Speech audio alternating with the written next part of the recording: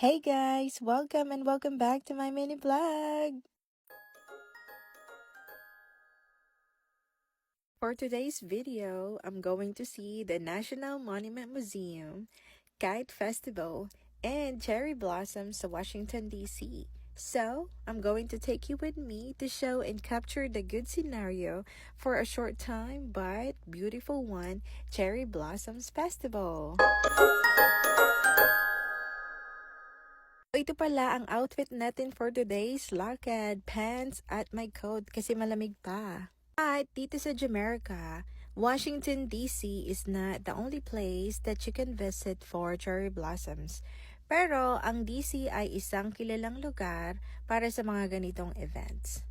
Share ko lang din, papunta sa Washington DC ay laging traffic, especially on the weekends at kapag may special events.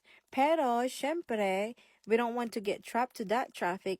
That's why we are taking the metro, a public transportation dito sa Jamaica.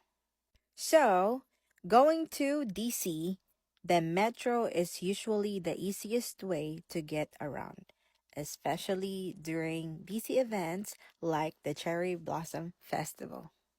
Also, trains run frequently on the weekends and free parking din pala sa station. So, papunta nga ng station ay hindi masyadong traffic. Ang metro talaga is a lifesaver. Hindi na kailangan maghanap pa ng parking, no headaches, at we get straight to the festival. Dagdag ko lang, riding the metro pala, always ride the first cart kasi less people than middle cart. Alright, we're heading now to DC for the Cherry Blossoms and Kite Festival. Let's see how it goes. So here we are, walking out of the metro. People are chilling and there's a bunch of kites flying already. Just look at the sky. It's full of colors and shapes. You can really see everything, from simple diamond kites to giant artistic ones. Oh, that one is huge. And that one is too high. That is the winner. So right now, we're just walking around to explore. There are so many people here. Families, friends, kids, all of them are just enjoying the moment together. The energy is so positive and lively. You can really feel the happiness in the air. So, aside from kites, there's also food stalls, games, and a little shops around. Overall, this was such a fun and unforgettable experience. If you ever get the chance to visit a kite festival, I highly recommend it. It's simple, but it brings so much happiness.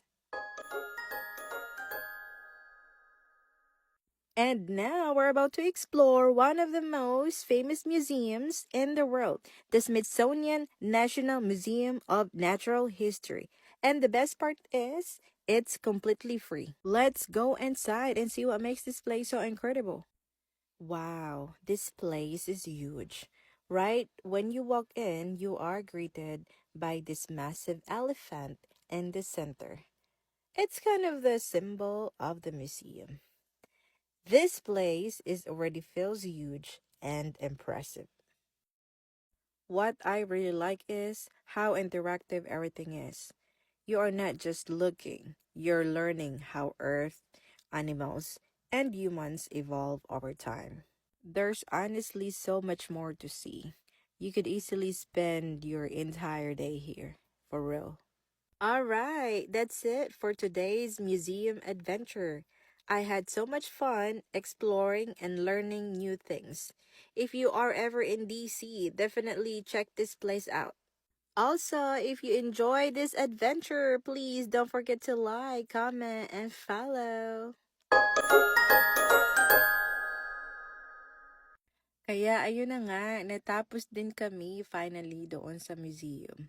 Makakalimutan ko din yan bukas. But now it's time to check out some cherry blossoms before golden hour. Kaya, let's go! Oh wait, picture muna ako dito kasi ang ganda ng panahon. Sa 8 taon kong paninirahan dito sa Jamaica, ito pa lang ang aking pangalawang beses na mag-attend ng festival dito sa Washington, D.C.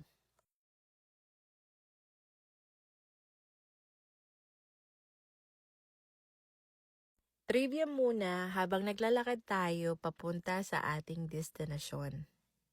So, spring started on March 20, 2026, which is called the spring equinox. That means temperatures start warming up. Flowers like cherry blossoms begin blooming. That's why we're going to see it. And then more rain plus cloudy days here and doon. Also, longer daylight hours. Hanggang 8 p.m. maliwanag pa din. Yan talaga yung aking nililook forward every year. At syempre, trees are just starting to bloom. So, hindi na sila kalbo. At andito na nga tayo. I love this vibe. Tingnan nyo naman. Tingnan nyo ng maigi kung gaano kaganda ang mga bulaklak na ito. Merong pink at puti niyan. Wala akong masyadong makitang pink. Pero, tingnan nyo naman kung gaano kaganda. Spring really said that let me show off real quick.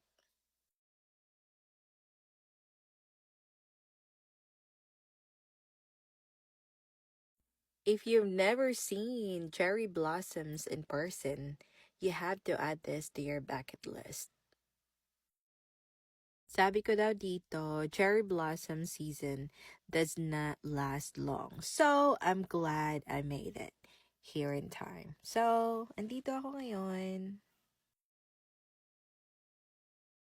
Honestly, being here makes me realize how fast time goes. These flowers only last a few days. At syempre, kailangan natin mag-picture para may pangyabang tayo at memories na din. 10-10 experience for me would definitely come back next year. Alright, so that's it for today's agenda. If you enjoyed this adventure, please don't forget to follow, like, and comment. And see you on my next mini vlog. Uwian na! Kisses!